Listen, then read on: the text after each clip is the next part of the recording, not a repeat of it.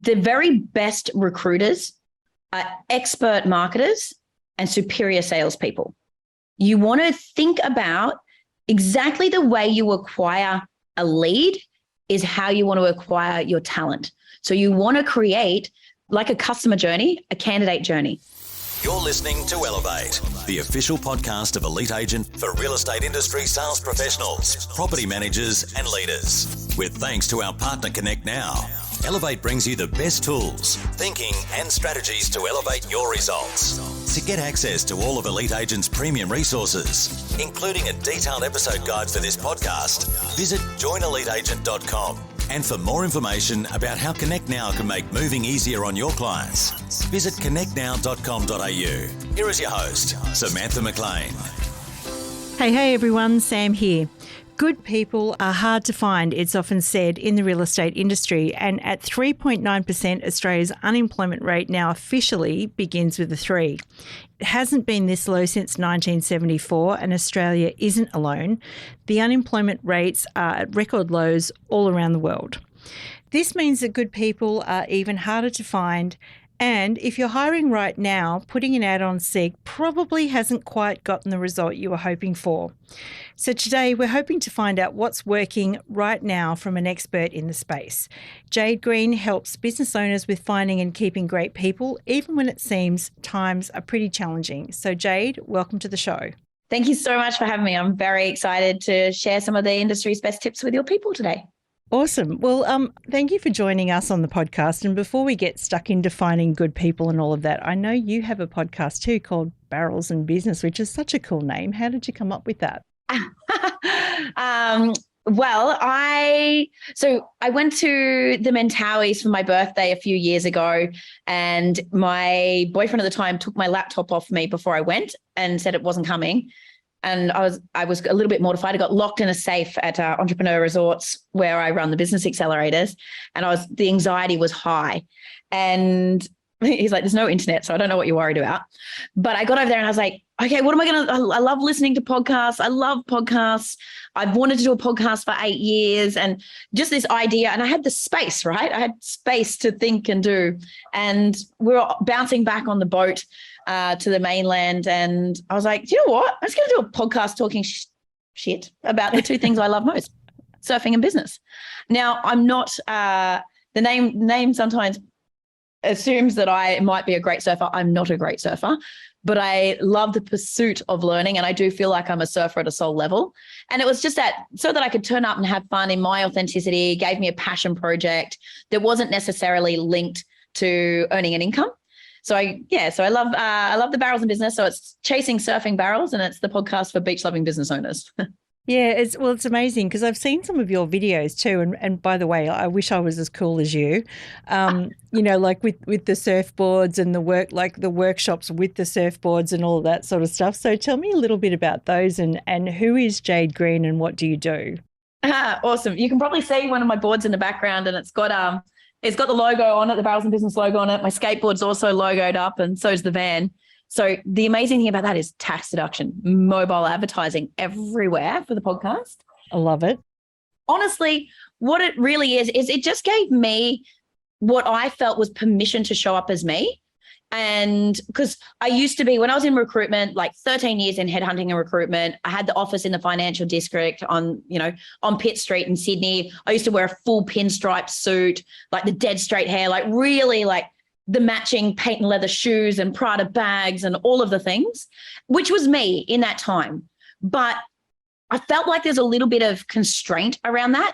So bringing in that personality element allowed me to, I often roll in, I don't know if you can see on there, I've got my dress on, but I've usually got like Converse shoes and I skateboard dressed like this. And it just gave me that permission to show up and be myself and add that element of who I am as a human, which I work in with my clientele about how can they bring more of them to what they do and not try and like slam down this roller door of like disassociation or separating who they are outside of work and who they are inside of work, which is some of the stuff that I teach with how do we enroll people into our culture and the retention and look at the whole human as well. So that was kind of the bridging of that gap.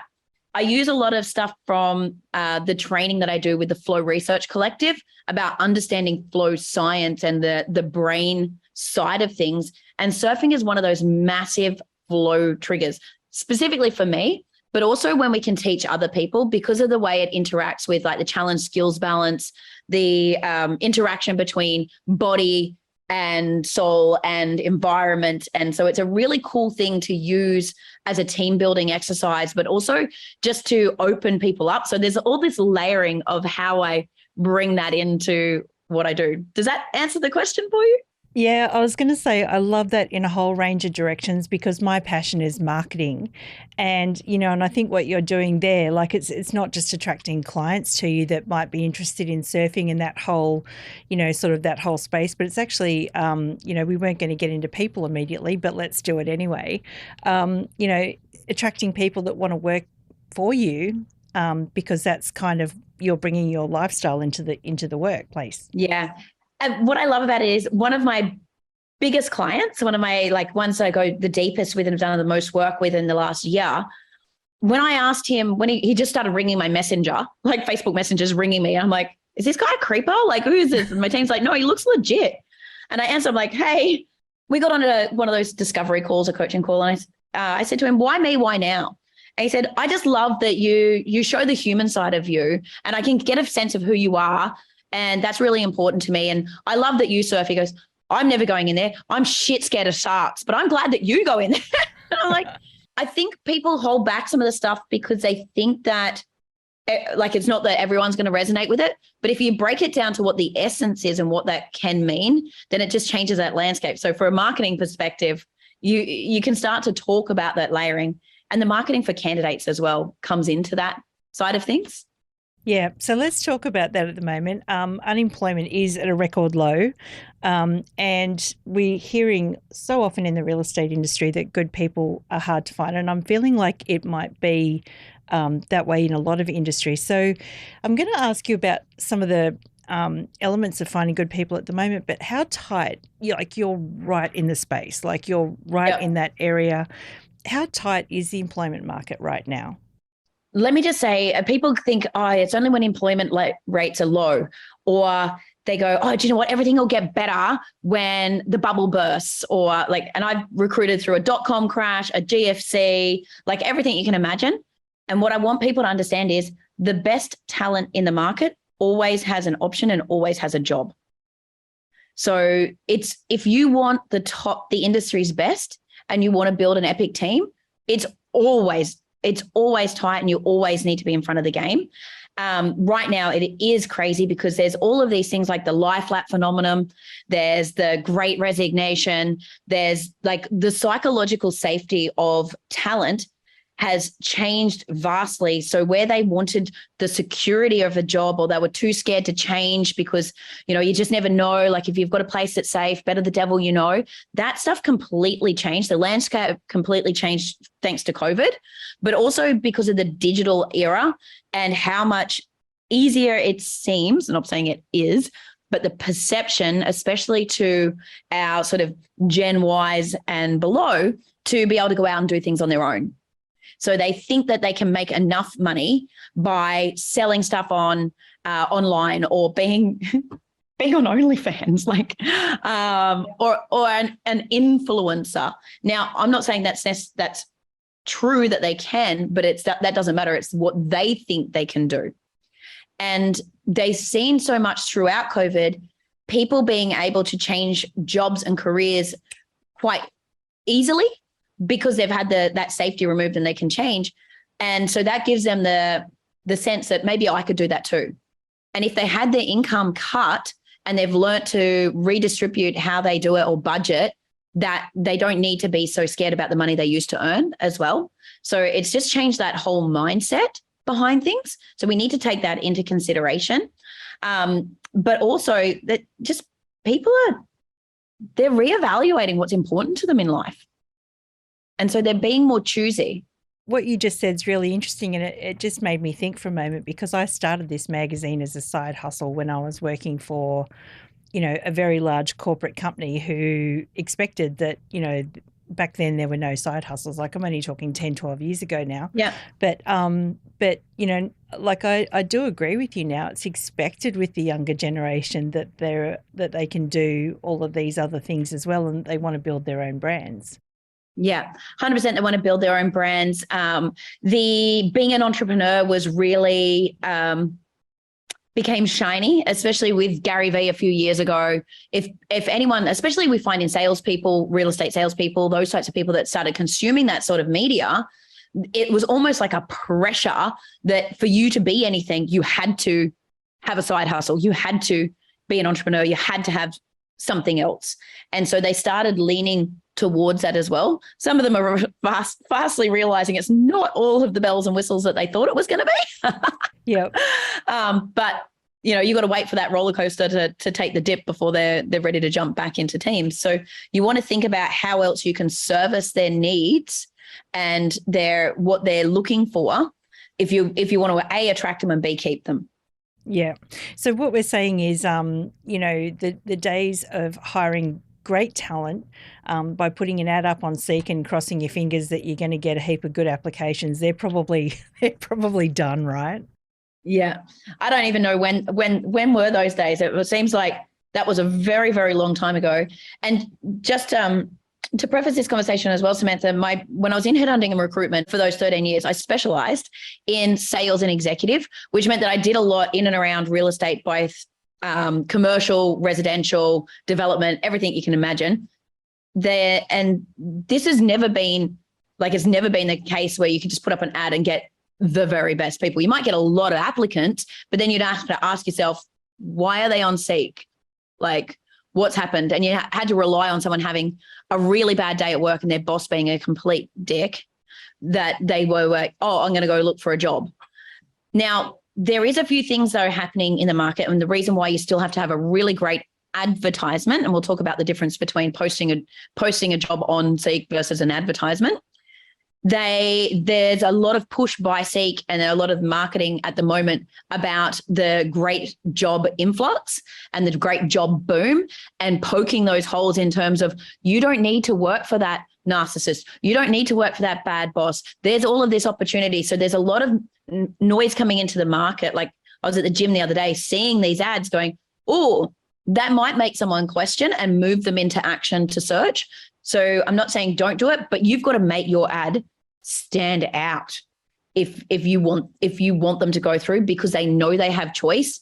And if they're on there because of a pain motivator, they're not going to take they're not going to click everything. They're only going to click what they really want.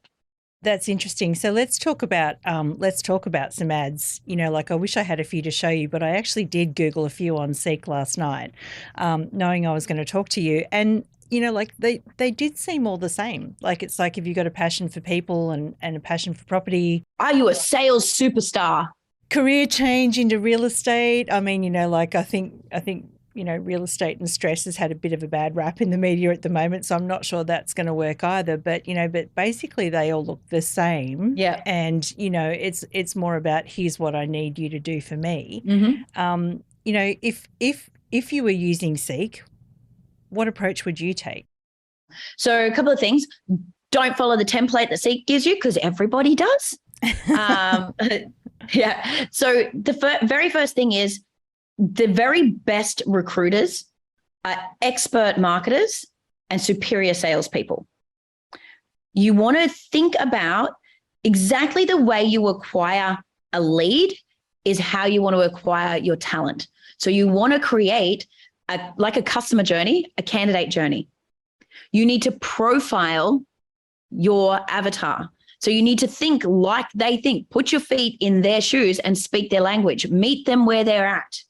Really think about what's in it for them, like you would with any marketing and advertising campaign, right? For God's sake, don't lose the first part of your summary on Seek.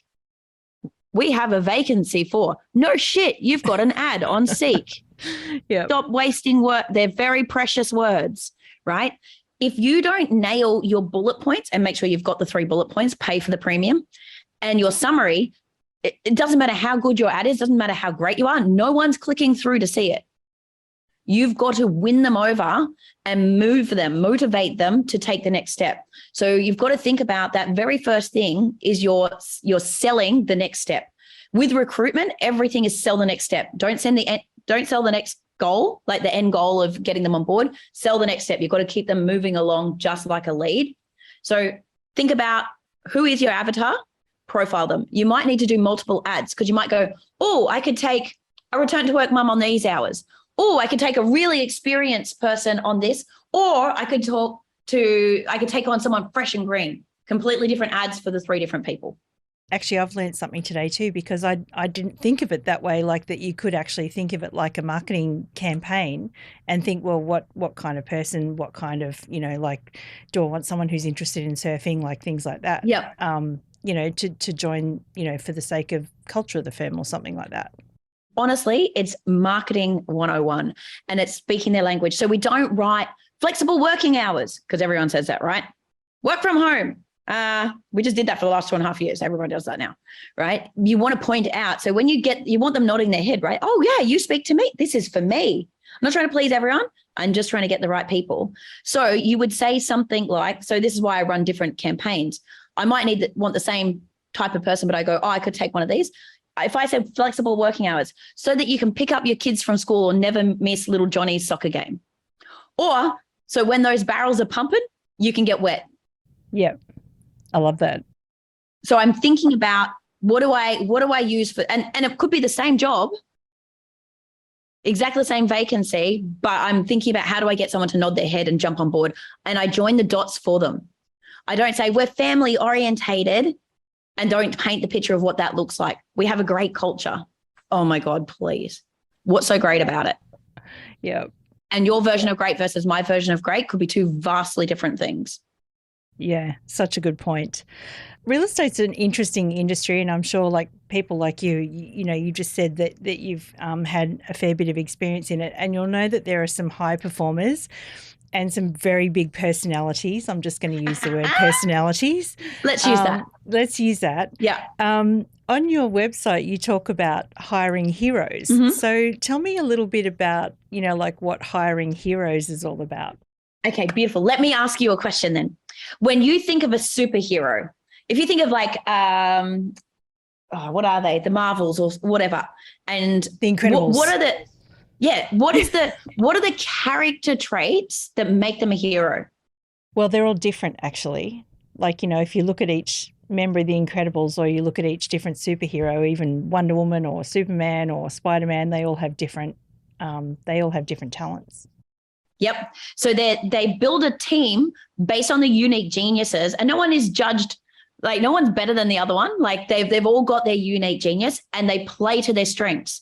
They figure out which one of them is going to run into that burning building based on who's got the right skill set for it, right? Yep. They've got each other's backs. They are working towards a common goal or against a common enemy. There's camaraderie behind it. No man or woman left behind, right? They're friends outside of work. Yep. Right? There's all of these elements that build up who they are as a team and the way that they interact. I think Wonder Woman and Batman are definitely. Oh, they're definitely. Yeah. Friends outside of work. They're very friendly outside of work. Right? So, but you look at that and you go, right, well, I want a team of heroes behind me. So I don't want a team of duds. I want a team that are geniuses in their own right, and they step into their genius. They're not comparison to everyone else, and we're working towards something together. Like it's a common mission. Like we've all agreed upon it, and there's a togetherness around it, and they're the best of the best. Yeah, absolutely. Right, and they've got a can-do attitude. So there's all of these reasons why I use the hiring heroes wording and ideology around that. I squirreled off there for a second. Pull me back in. No, I love that. But, I get so passionate about it. Yeah. So, I mean, on the topic of hiring heroes, the thing is, like, and you've probably find this a lot. Again, I'm probably not saying anything that you haven't heard a million times, but I think that, it's really hard to tell what exactly is a person's key strength. Mm-hmm. Like, because on your LinkedIn profile, basically you can say anything. on your CV, basically you can say anything. And so, like I get CVs and I look at them with and I kind of think, only half of that's true. You're lucky. Yeah. I was being nice, I think, but you're much nicer than me, Samantha. I was going to say, like, how do you actually tell, like, what this person's skill is and how it's going to fit in your business? Yeah, beautiful. So a lot of the part of my, like, the recruitment funnel is also getting people to opt out along the way. So they self-opt themselves out of the process by talking, like really getting into the nitty-gritty of what your company virtues are, stand for, stand against, and how that plays out. So one of my clients has a no dickhead policy, and we talk about what a dickhead is. And so when they talk about that, people who are constantly going to be late for work, not clean up their area, chuck sick days, like we name all this, they don't apply because they know they're not going to last, right? But we utilize that sort of stuff in the interview process as well and be like, okay, what is this, like, if I say that to you, what does that mean to you? So rather than us telling you what a dickhead is to us, what does that mean to you in terms of a workplace? And you can get a pretty good read, like how much they freeze, even a salesperson, right? You can read a salesperson and you say, okay, cool. So one of our core values, this is one of my clients, is be awesome. What would that mean to you in terms of being awesome in a team environment with your colleagues? Yeah. And you start to hear their examples, or give me an example of where you've been human-centric in your previous role. And get them to give real, like, utilize your company. I use the word virtues rather than values. And that's because I like to go a bit deeper on that. But if you start to ask for scenarios, where have you applied this, or how does this apply not only in your work life, but in your personal life, then you'll get a read on them really well. And I just want to bring back to, like, I talk about culture. And one of the things I want your listeners to understand is culture is what your people do when you're not watching. Yeah. Culture is not beanbags and ping pong tables and the Friday night celebrations. It's not beers at the pub and pizza nights. It is the behavior of the people within your team. So you want to talk about and ask questions around how did they display these behaviors previously and in their personal life, because that gives you a read on who they really are as a human being. And that's what's replicable. Past performance, and you probably know this from salespeople as well, right? We can get someone who's been a sales superstar somewhere, but they come to you and they fall flat. Well, you've got to look at what was the marketing effort that got them the leads? How warm were the leads when they got them? Like, what else led to them to being able to be successful? What part of the sales process did they do? So the thing for me is, if you want to know if something's replicable for you, you need to understand what their actual core beliefs and behaviors are. Yeah. What are some other good questions you might ask the person when you meet them face to face for the first time to figure that out? Yeah. Okay. So again, firstly, I would start with the company virtues, and I usually pull those apart because that would give me the line to pull and the thread to pull on. I always ask them things like, if I was to ask your best friend to tell me what your number one weakness is, what would your best friend say? So I don't ask them what's weakness, and if they give me some sort of bullshit like, oh, I'm a perfectionist, I overwork. Right? What would your best friend say? Or what would your best friend say is your sibling? And when you sales psychology, but when you give them a specific person to think on, you can see where their eyes flick and you can get a read on that stuff as well. But it's a lot harder for them because they can't just give their pre-prepared verbal garbage on it. But ask them a situation, like, give me a situation where you closed a deal, but you didn't feel great about it. What was that? And why didn't it feel great for you? Yeah. Or you lost a sale. Where were you at cause with that? So if we can look, because then you can get a full read on who they are as a human as well. Where were you at cause in this situation? Yeah. Or that, like, give us your proudest moment and the biggest win you've had. What were the steps? What were the things that led up to that? So what did you do to set yourself up for success? What's your habits, behaviors, and routines behind that, or your system behind that? Yeah, they're all fantastic questions. So let's take a step back. So let's just say we haven't met our ideal candidate at the moment, and we know that they're probably not hanging out on Seek, because the people hanging out on, and I say this with love, they're the people that probably don't have jobs at the moment. Or they know they're about to not have one, not by choice. or they're in some kind of pain. But let's get uncomfortable for a moment, because this is hard. Yeah. And I mean, it happens in the real estate industry all the time. But does this mean that your ideal candidate is probably working for someone else right now? 100%. It's something like 89% of Australians are currently open to hearing about opportunities. So they're currently employed, but they are open to hearing about other opportunities. And your best talent is always employed, right? Or they've got options. They're what else can they do themselves?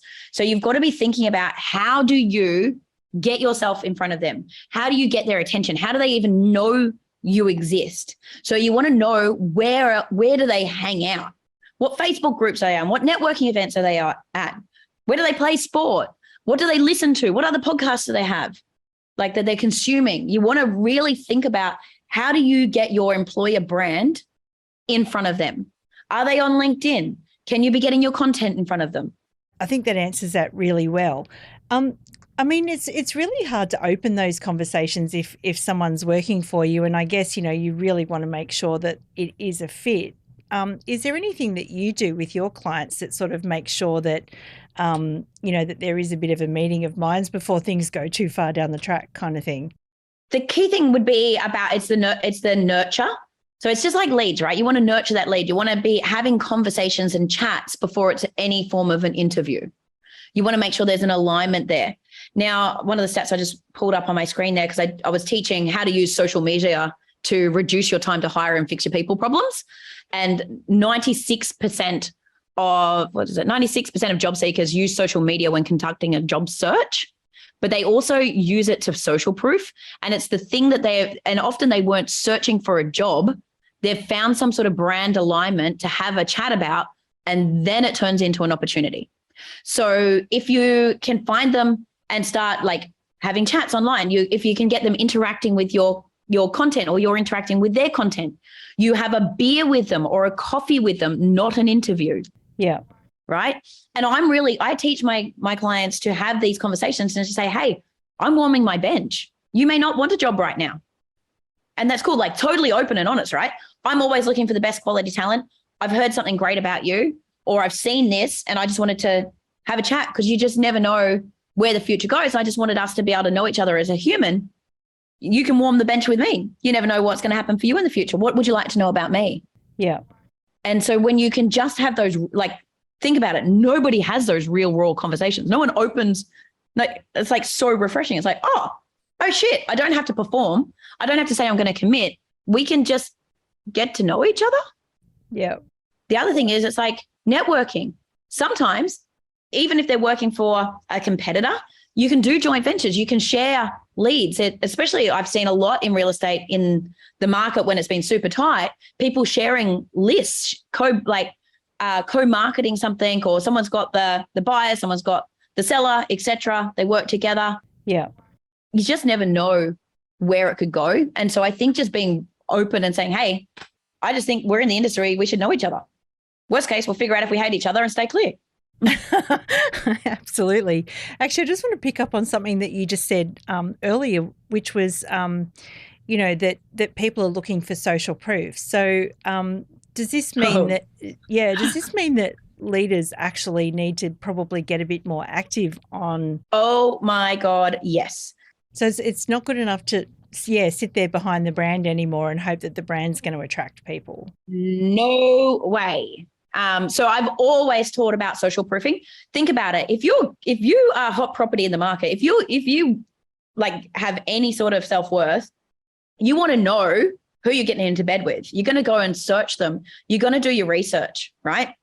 And so successful candidates, so candidates that class are successful, so they get hired and they stay, are 9 times more likely to research current employees of an organization before accepting an offer, right? So they're going to go stalking your current employees, and that goes for the owner as well. you've probably heard people don't leave companies, they leave leaders. Mm-hmm. Best quality talent by leaders. Yeah. So they want to know who they're going to work for. It's not just about the company brand. Who is the leader? So not just the owner, but who's running the team. They want to be able to get that information. They want to social proof them. They want to get a feel.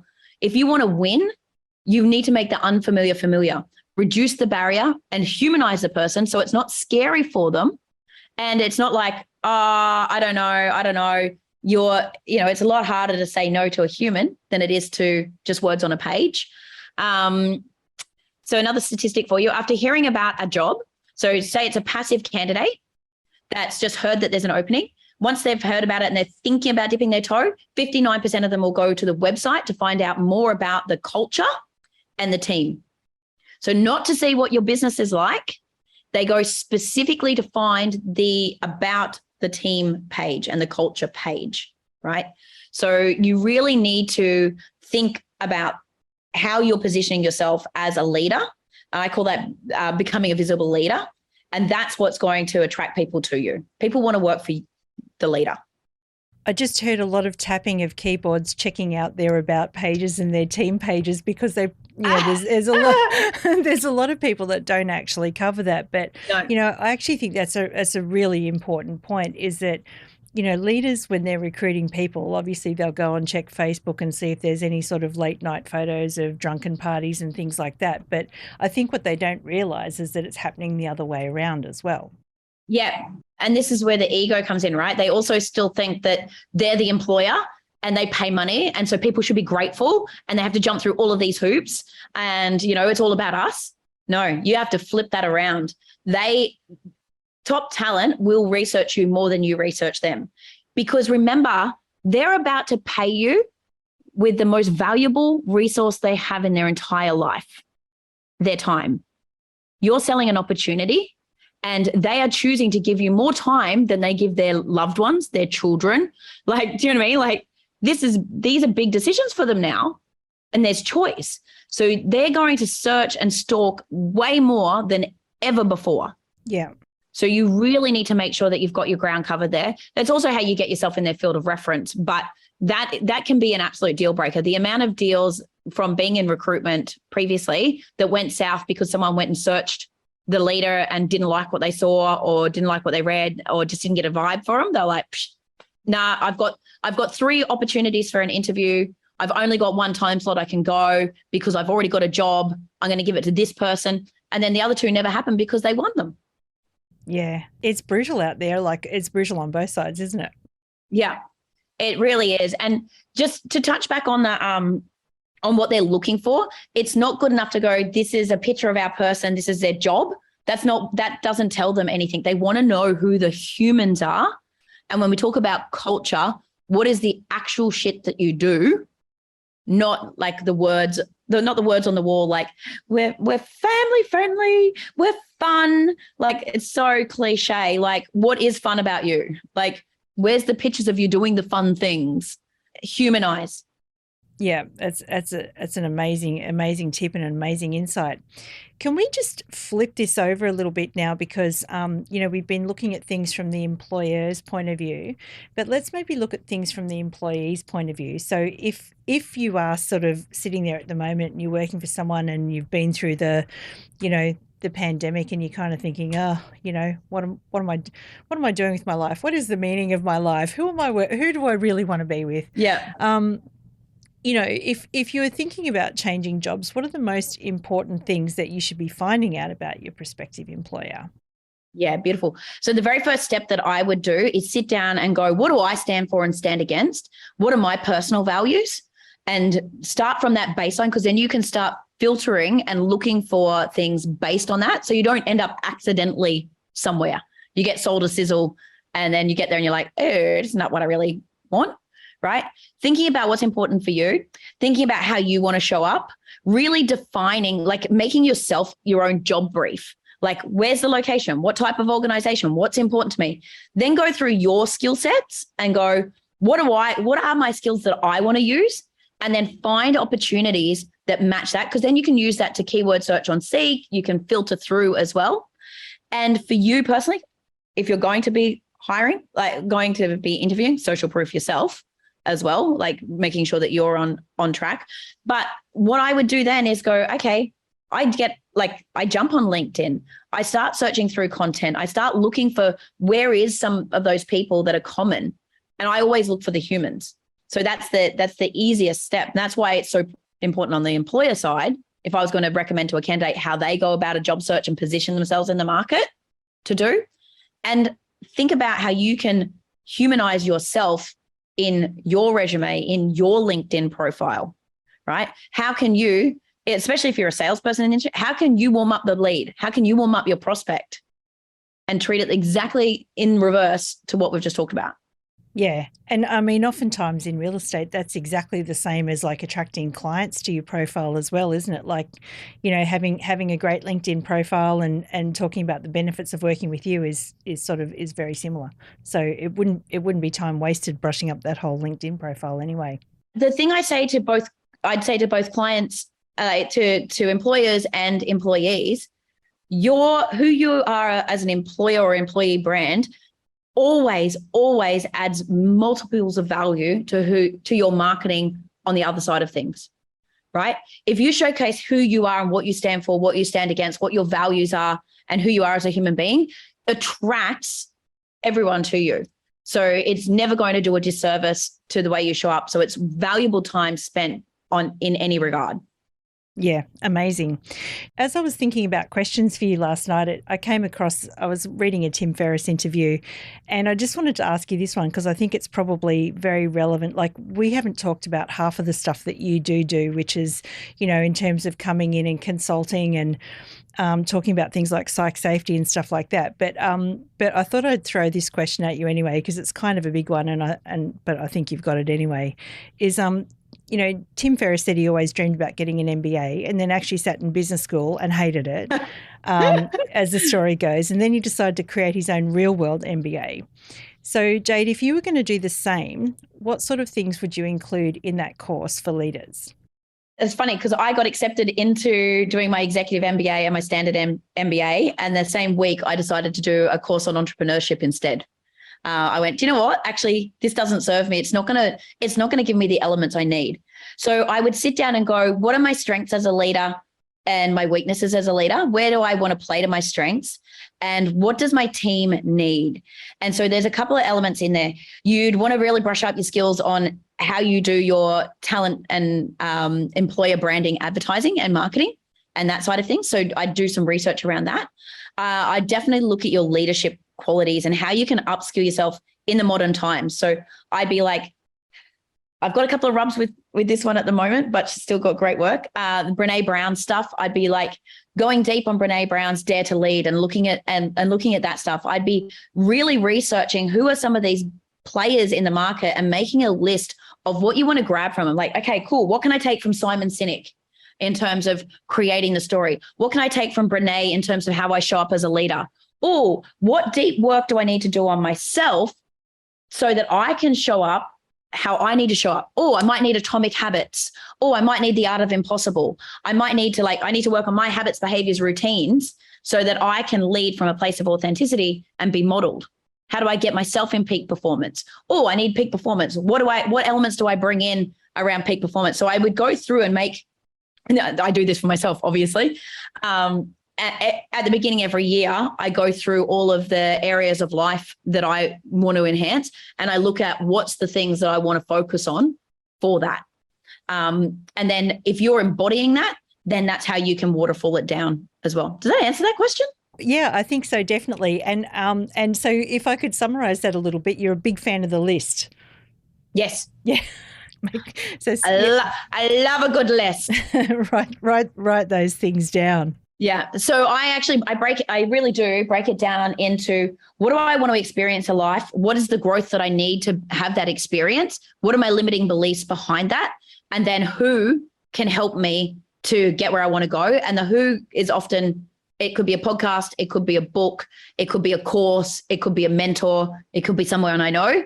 And that's what I break it down. And then I go about ticking that off and I schedule it into my 6-week get shit done plans to be able to take those steps to get there. Otherwise, you don't have the momentum. I love that what you just said, that who, not how. Like, like it's often, like people think, how do I do this? How do I get this done? How do I?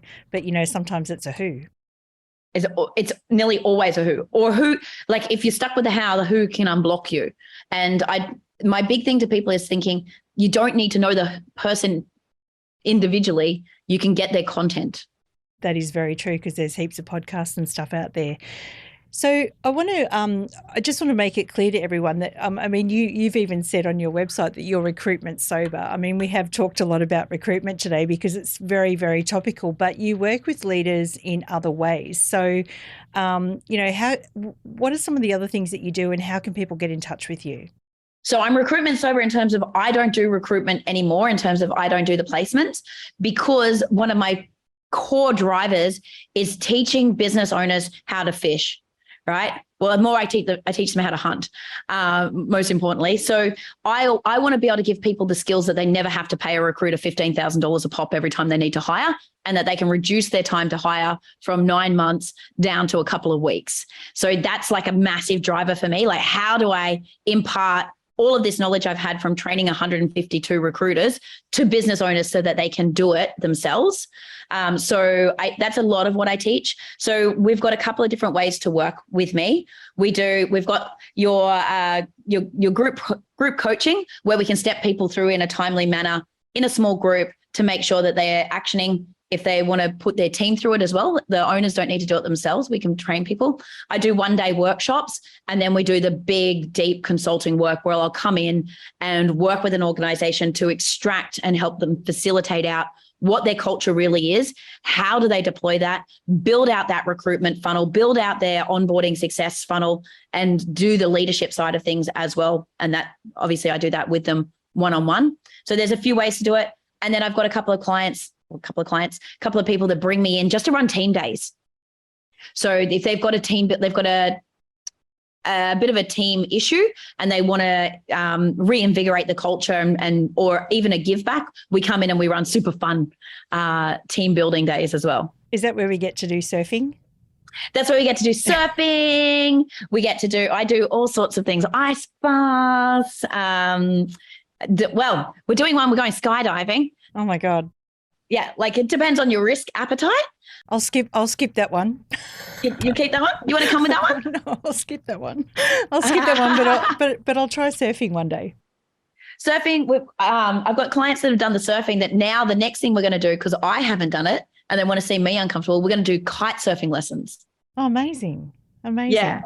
So, yeah, lots of fun.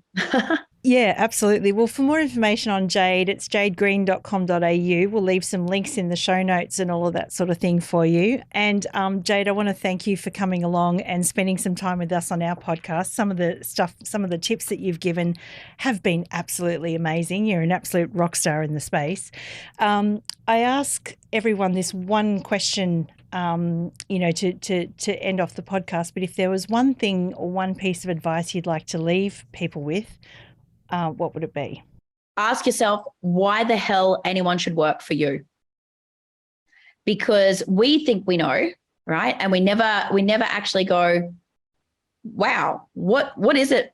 What is it that makes us different? So you want none of the same old, and you really need to think, why should the best talent, if they've got 4 different options on the table, why should they choose you? And when you start from that place, it's a thread to unpull, but amazing things pop out on the other end. Yeah, amazing. Jade Green, thank you so much. Samantha. We hope you enjoyed this episode of the Elevate podcast, with thanks to connectnow.com.au. Don't forget to get access to all of Elite Agent's premium resources, including a detailed episode guide for this podcast. Visit joineliteagent.com.